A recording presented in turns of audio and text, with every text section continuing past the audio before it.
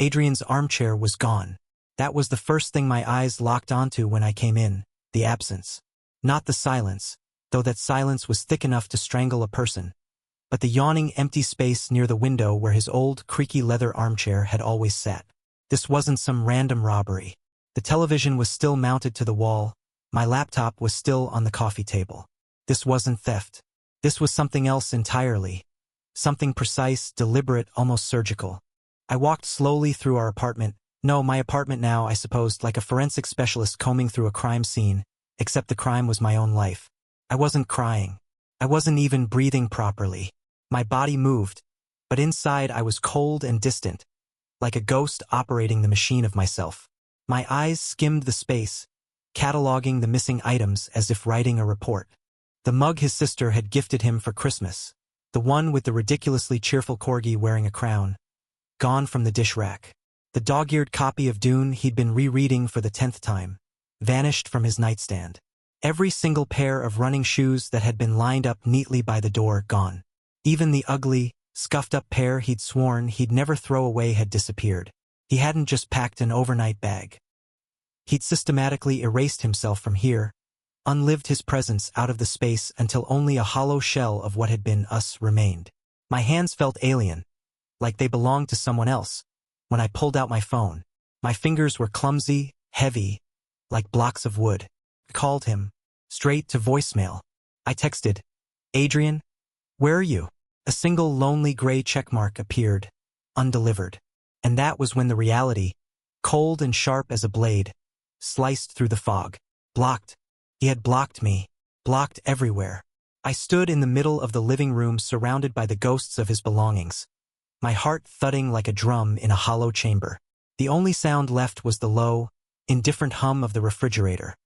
A noise suddenly so loud in the new emptiness it felt like it was mocking me. I tried to summon something.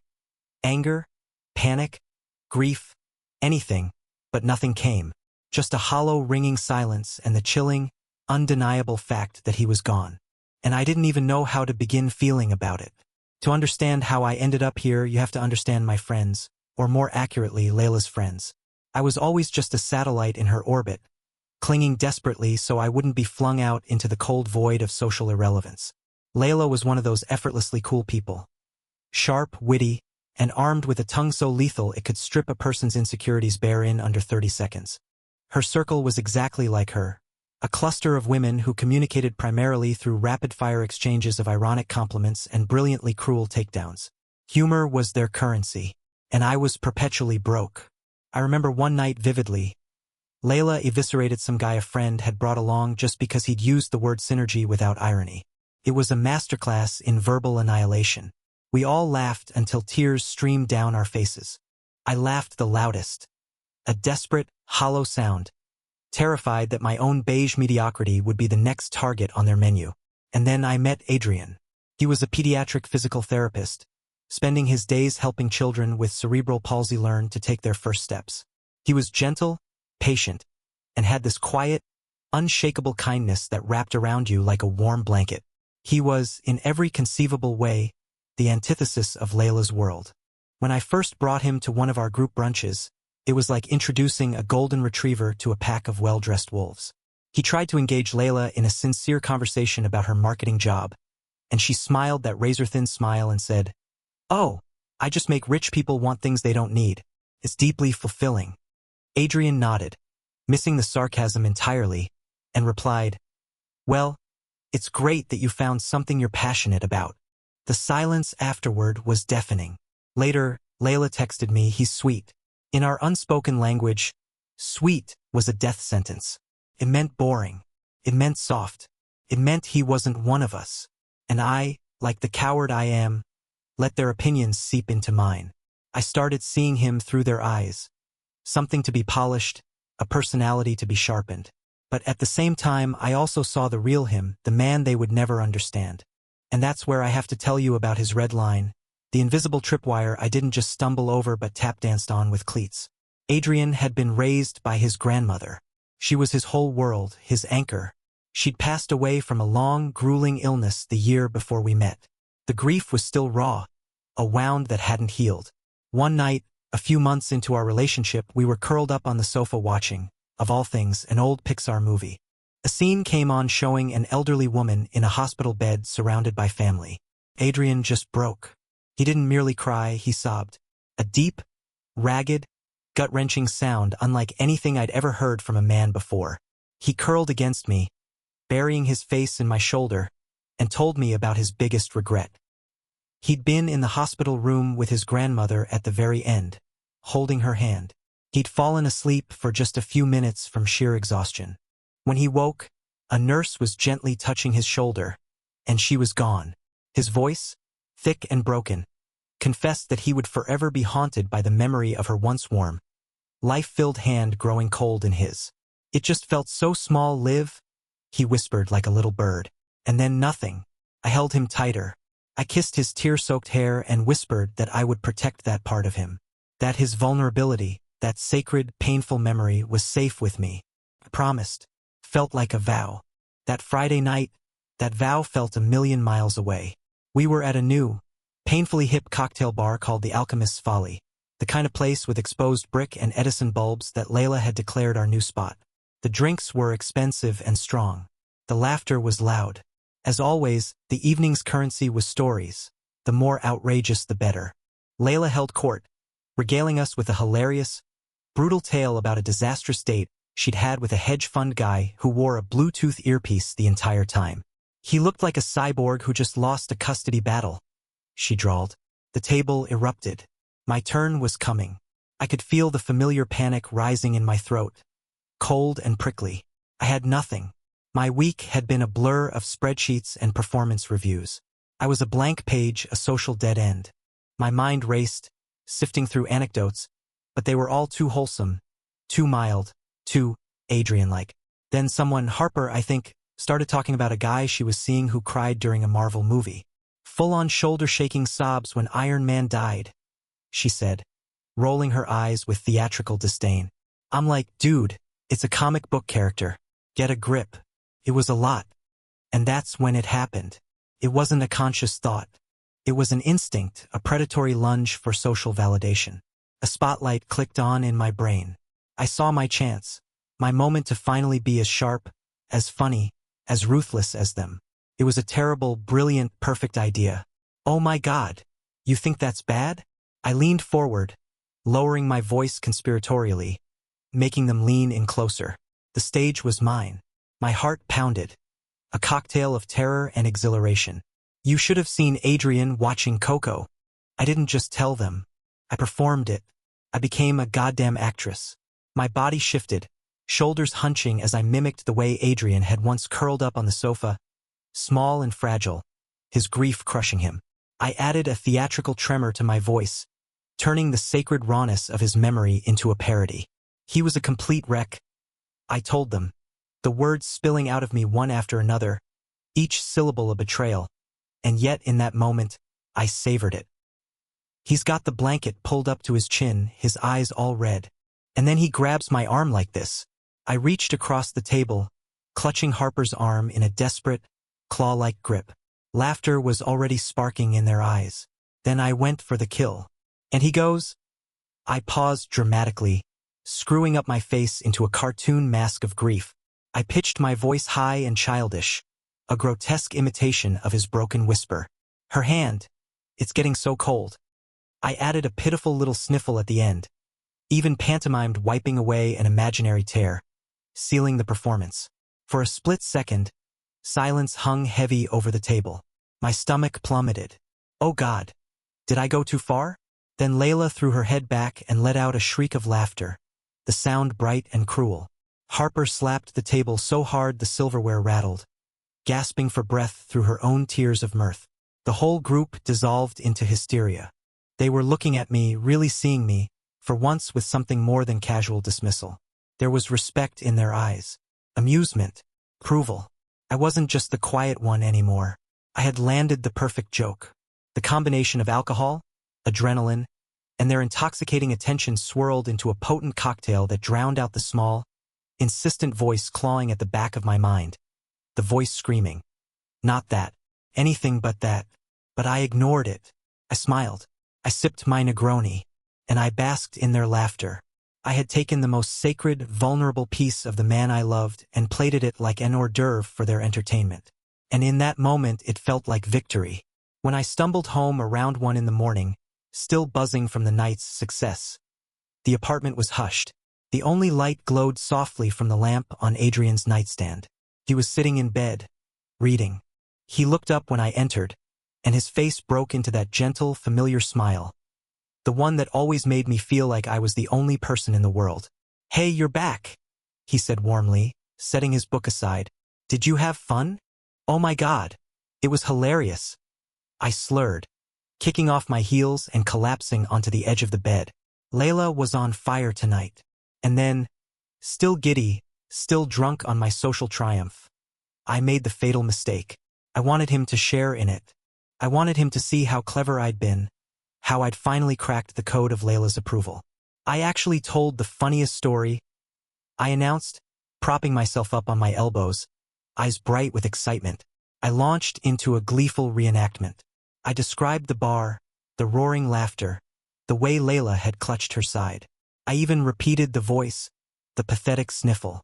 "Her hand, it's getting so cold." I giggled, expecting him to chuckle, to maybe tease me for being a little cruel. But he didn't laugh. The smile didn't just fade. It vanished, erased like chalk wiped clean from a board. His eyes, usually so warm and alive, turned flat. Empty. It was like watching someone I loved transform into a stranger before my eyes. His gaze was terrifying in its calmness, an unnerving stillness that sent shivers down my spine. He looked at me as though I were an intruder in his room, a stranger who had broken into his sanctuary. Adrian had always been principled, a man who saw the world in clear lines of right and wrong. For him, trust and betrayal weren't abstract shades, they were solid walls. There was no gray, no middle ground.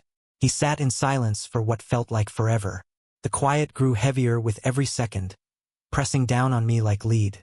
When he finally spoke, his voice was level, almost clinical. Each word struck like the snap of a trap closing.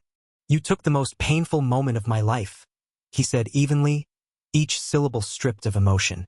"The thing I trusted you with more than anyone, and you turned it into a party trick. A joke." He swung his legs out of bed, stood, and began pulling on the jeans he'd left on the floor. "Adrian, come on," I stammered, the alcohol haze lifting, dread rushing in to take its place. "It was just a joke. I didn't mean anything by it."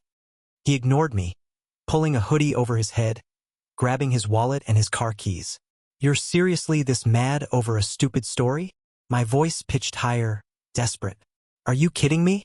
It's not a big deal." He turned at the door, his face carved from stone, his voice calm, terrifyingly calm. "Sienna," he said, and the way he said my name froze me. "We're done." And then he walked out. I sat frozen, stunned, listening to his footsteps retreat down the hall, the front door opening, and then clicking shut behind him. I told myself he was being dramatic. I shouted at the closed door, "Fine, overreact. You'll be back in an hour." But he didn't come back. The next morning I woke with a pounding headache, my tongue dry as sandpaper. For one blissful, idiotic moment, I forgot. Then I rolled over and saw the empty space beside me. Memory slammed back into me. The look in his eyes, the dead calm in his voice, the sound of the door clicking shut. Panic hit me cold and sharp. I snatched my phone with shaking hands and fired off a message. "Adrian, I'm so sorry. I was drunk and stupid. I never should have said that. Please just talk to me." I stared at the screen, waiting for the little dots. Nothing. Another, "I love you. Please don't do this." And another, "It was unforgivable, I know that now. Please let me tell you how sorry I am." Each text was a desperate prayer hurled into the void. Each one came back with the same cruel answer. A single gray checkmark. Not just silence. Not just avoidance. Blocked. He had blocked me while I slept. Desperation consumed me, spiraling into frenzy. I needed to fix this. I needed someone to tell me I wasn't crazy, that he was just overreacting, that things would cool down. I called Layla first. She picked up on the third ring, her voice groggy. "Liv, it's Saturday at 9 in the morning. This better be good." I broke. Words poured out in a sobbing torrent. How Adrian had left, blocked me, the empty bed beside me. I waited for sympathy, for solidarity, for her to leap to my defense. Instead came a pause. A long, awkward pause. "Oh," she said finally. "Wow, that's really intense." The conspiratorial co-conspirator from the night before was gone. In her place was someone cautious, distant. "What do I do, Layla?" I begged. "You have to help me. You were there, you know it was just a stupid joke." "Yeah, look, Liv," she stammered, her voice retreating. I'll call you later, okay?" I could practically hear her pulling away, recoiling, but Layla never called back. My follow-up text sat there, read and ignored, like little tombstones on the screen. I tried Harper next, hoping she'd throw me a lifeline. Her response was somehow even worse, a masterclass in awkward distancing. "Oh my God, Sienna, that's awful," she said, her voice artificially bright, dripping with pity so fake it made my skin crawl. "But I really don't think I should get in the middle of that. You know, it's between you two." The others weren't any different. Evasive answers, vague promises to catch up soon. Silences that stretched too long. None of them were allies. They were witnesses scrambling away from the wreckage, leaving me standing alone at the crime scene. My crime. The cruel joke wasn't funny anymore. Not when it had consequences. Not when it cost me something real. Without the laughter, it wasn't witty, it wasn't edgy. It was just cruel. I wasn't their hilarious, sharp-tongued friend anymore. I was just the pathetic girl drowning in drama, the kind nobody wanted to get too close to. I had used Adrian's deepest pain as a ticket into their exclusive club, and the moment it cost me anything tangible, they revoked my membership.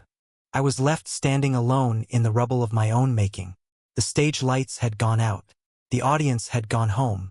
All that remained was the harsh spotlight illuminating the wreckage I had created. The weeks that followed were a particular kind of hell, a purgatory of my own design. I became a ghost haunting the edges of a life I no longer belonged to. On social media, my accounts were dead ends. Adrian had scrubbed me from his existence with chilling precision. No pictures, no tags, no trace. As if I had never existed at all. But I had a weapon, a relic from years before. An old, forgotten Instagram account I'd made back when I followed nail art tutorials. It had a stupid anonymous username, no followers, no ties to me, and it became both my lifeline and my torture device. From that pathetic shadow account I watched him, and what I saw broke me in ways his anger never could. He wasn't raging. He wasn't posting bitter quotes or venting about betrayal. He wasn't even acknowledging me in the digital sphere. That hurt more than anything. He was simply living. Photos of him and colleagues on a hike, smiling beneath a blue autumn sky. A video of him patiently helping his little nephew put together a ridiculously complex Lego set. A snapshot of some new dish he had cooked, looking proud and content. He looked calm. He looked okay. He looked free. Each new post was a knife twist. I would zoom in on his face, hunting for sadness, for grief, for some trace of longing. There was none. Not a flicker. I read through every comment from his friends and family, scouring them like a scavenger hunt for any mention of me. Nothing. It was as though I had been erased from his story altogether. And then, last night, came the post that shattered what little denial I still clung to. The final proof, the irreversible verdict. He changed his profile picture. Not to some fresh smiling selfie. Not to something new at all. It was an old photograph. Slightly faded, edges soft with time, but steeped in meaning. A close-up shot of two hands. One was old and wrinkled, skin paper-thin, mapped with the rivers and valleys of a long life. The other was small and plump, a child's hand resting trustingly inside the elder's. He didn't need a caption. I knew exactly what it was. It was him and his grandmother, the very image of the memory he had once shared with me, the memory I had desecrated, twisted into a punchline for Layla's table. It was a silent statement, more devastating than words could ever be. He wasn't lashing out. He wasn't bitter. He was reclaiming his story, holding up that sacred part of himself, not as a weakness, but as a badge of love and strength. A testament to the bond that had shaped him. It was his way of saying, without ever speaking to me again, "This is who I am. This is what you trampled on. This is what you will never touch again." The finality of it knocked the breath from me. And so I sit here now, in the dark of this apartment that feels less like a home and more like a tomb, filled with echoes of a life I destroyed. The only light is the glow of my phone screen, illuminating my numb, tear-streaked face. And I do the only thing I seem to know how to do anymore. I pull down to refresh the page. Again, and again, and again, waiting for another glimpse into a world that is gone. A world that is his and his alone. A world forever closed to me.